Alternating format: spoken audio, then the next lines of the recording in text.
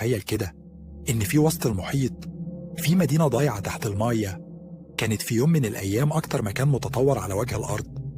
مدينة مش زي أي مدينة، مش معمولة من حجر وطين، كانت مليانة تقنيات وأسرار مفيش حد في عصرنا دلوقتي يقدر يتخيلها.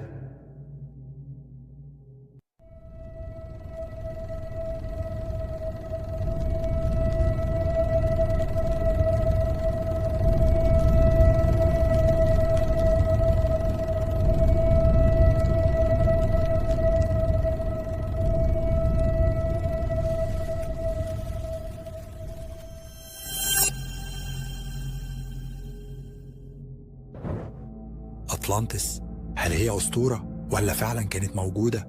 رغم مرور آلاف السنين القصة دي لسه بتثير الجدل في كل مرة بتتذكر فيها. هل غرقت المدينة في لمح البصر ولا في حاجة أكبر ورا الأسطورة دي؟ النهاردة هنتكلم عن واحدة من أكتر الأساطير المحيرة في تاريخ البشرية. هنعرف مع بعض إذا كانت أطلانتس فعلا مجرد خيال ولا كانت موجودة فعلا. أطلانتس أول مرة ظهرت في كتابات الفيلسوف اليوناني أفلاطون، وكان الكلام ده من حوالي 2400 سنة. أفلاطون مش وصفها كخيال زي ما البعض ممكن بيعتقد، لكنه قال إن أطلانتس كانت حقيقية، وده بناء على كلام رحالة يوناني اسمه سولون. والقصص والروايات اللي سمعها سولون عن أطلانتس كانت من القدماء المصريين. الرواية بتقول إن المدينة كانت موجودة غرب مضيق جبل طارق. أفلاطون وصفها كجزيرة ضخمة مليانة بوسائل تطور تكنولوجي وثقافي وعمراني، حاجة فريدة من نوعها فعلا. سكانها كانوا متقدمين لدرجة إن التكنولوجيا والمرافق فيها كانت متطورة عن باقي العالم بمراحل. لكن مع مرور الزمن التوسع والطموح الزايد ده خلي إن الشعب يحارب بعض لدرجة إنهم تحدوا الآلهة نفسها، وده تسبب في نهاية أطلانتس. أفلاطون وصف أطلانتس كمدينة بطحتها حلقة من المية، كل حلقة أكبر من اللي قبلها. المدينة كانت محاطة بحلقات متداخلة زي متاهة ضخمة، في وسطها كان في معبد ضخم مخصص لبوسايدن إله البحر، والمدينة دي كانت بتمثل التوازن بين الإنسان والطبيعة. المباني كانت متزينة بمعدن نادر جدا، ممكن يكون ذهب أو معدن مشابه له. شوارع المدينة كانت مليانة بالعربيات، ومعظم سكانها عاشوا في تناغم مع البيئة. لكن ده كله اتغير مع الوقت لما بدأوا يعيشوا في جشع، وده أدى لدمارهم في النهاية. الأسطورة بتقول إنه في لحظة واحدة ضربت الجزيرة مجموعة من الزلازل والبراكين العنيفة، وكمان أمواج تسونامي ضخمة غرقت كل حاجة. أطلانتس اختفت في لحظة، واختفت تحت المحيط وبقت لغز محير لفترات طويلة. لكن السبب الحقيقي لنهاية أطلانتس ممكن يكون أكبر من مجرد زلازل. في شوية من الناس بيعتقدوا إن أطلانتس اختفت بسبب فساد شعبها وطغيانهم. النظرية الأشهر بتقول إن أطلانتس كانت قارة ضخمة اختفت في المحيط الأطلسي بعد ما غرقت بشكل مفاجئ. الكاتب إغناتيوس دونيلي في كتابه أطلانتس عالم قبل الطوفان بيقول إن أطلانتس كانت موجودة في المحيط الأطلسي جنب مضيق جبل طارق. بعض الباحثين بيقولوا إنها كانت جزيرة عندها تطور رهيب، وكان عندهم نوع من الطاقة الغامضة.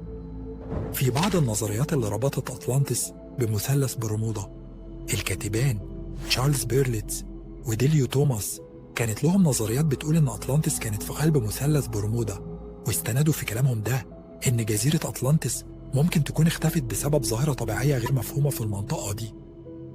وفي نظريات تانية بتقول إن أطلانتس كانت موجودة في مكان مختلف تماما، وتحديدا في القارة القطبية الجنوبية أنتاركتيكا. حسب تشارلز هابجود في كتابه قشرة الأرض المتحولة بيقول إن الأرض اتعرضت لتغيرات جغرافية ضخمة، وإن أطلانتس اختفت بسبب التغيرات المناخية في العصور القديمة. في نظرية تانية بتقول إن أطلانتس هي الحضارة المينوية في جزيرتي كريت وسانتوريني، واللي تعرضت لانفجار بركاني ضخم شبه اللي وصفته أسطورة أطلانتس. في برضه فئة من الناس فاكرة إن أفلاطون اخترع أسطورة أطلانتس كرمز الحضارة مثالية في العالم القديم، وإنه كان تحذير على إن الحضارات التكنولوجية المتطورة نهايتها دايما بتكون كارثية. وفي السنوات الأخيرة تم اكتشاف بعض المواقع التي بتثير الجدل حوالين موضوع أطلانتس. في سنة 2000 كان في غواصين قرب سواحل كوبا اكتشفوا هياكل هندسية ضخمة تحت المايه. الحيطان والأساسات الغريبة في الموقع ده نفس اللي قاله أفلاطون. وفي 2011 الأقمار الصناعية التقطت صور لدوائر غريبة في جنوب إسبانيا. بعض الناس بيقولوا إن الدوائر دي نفس اللي وصفها أفلاطون. لكن أكبر الأسئلة اللي بتواجه العلماء، هل كانت أطلانتس بتمتلك تكنولوجيا متقدمة زي الطاقة الكهرومغناطيسية أو حتى شيء مشابه للطاقة النووية؟ بعض العلماء بيعتقدوا إن أطلانتس كان عندها نوع من البلورات كانوا بيستخدموها لتوليد الطاقة وتشغيل المدينة.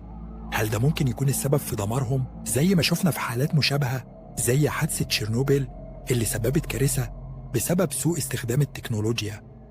في بعض الباحثين بيعتقدوا إن أطلانتس كانت مرتبطة بوجود نوع من الوعي الجماعي أو حتى التواصل مع أبعاد أو كائنات من خارج كوكب الأرض. الفكرة دي بتتجاوز العلم وبتدخل في عالم الفلك والميتافيزيقا، لكن كتير من القصص الشعبية بتظهر إن سكان أطلانتس كانوا قادرين فعلا على التواصل مع كائنات من عالم آخر. في النهاية أطلانتس مش مجرد أسطورة، دي رمز ورسالة لكل الحضارات اللي بتجري ورا القوة المفرطة وبتفقد توازنها في النهاية. هل أطلانتس كانت موجودة فعلا؟ هل هي مجرد تحذير؟